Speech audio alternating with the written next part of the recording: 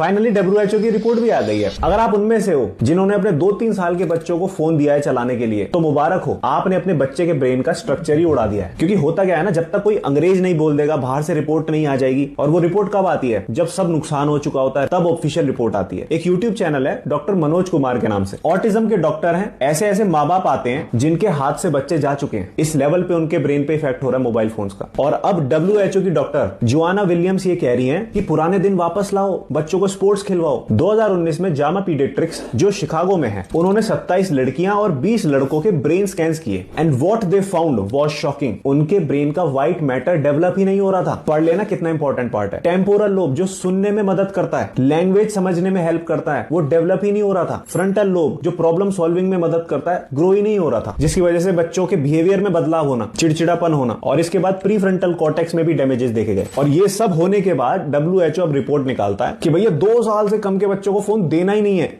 देना ही नहीं है। और वो कहते हैं अगर फोन दिया, लैंग्वेज जो डेवलप करनी है, हेल्थ डेवलपमेंट, आगे चल के दिमाग भी डेवलप नहीं होगा, क्रिटिकल थिंकिंग करना, एक जगह पे ध्यान लगाना, कुछ नहीं होगा। और रिसर्च के अकॉर्डिंग 2 से 3 साल के बच्चे को एक दिन में मिनिमम 1100 वर्ड अपने मुंह से बोलने चाहिए। लेकिन हो क्या रहा है, बच्चा फोन चलाता है, बात तो करता ही नहीं है, कोई आवाज लगा रहा है तो सुनना ही नहीं, अटेंशन भी नहीं है। 5 साल और रुक जाओ, ऐसी ऐसी और रिपोर्ट आने वाली है। ये फोन एडिक्शन पिछले 5 साल से शुरू हुआ है, हैरान हो जाओगे आप। फिर भी कह रहा हूं, मस्ट शेयर वीडियो है।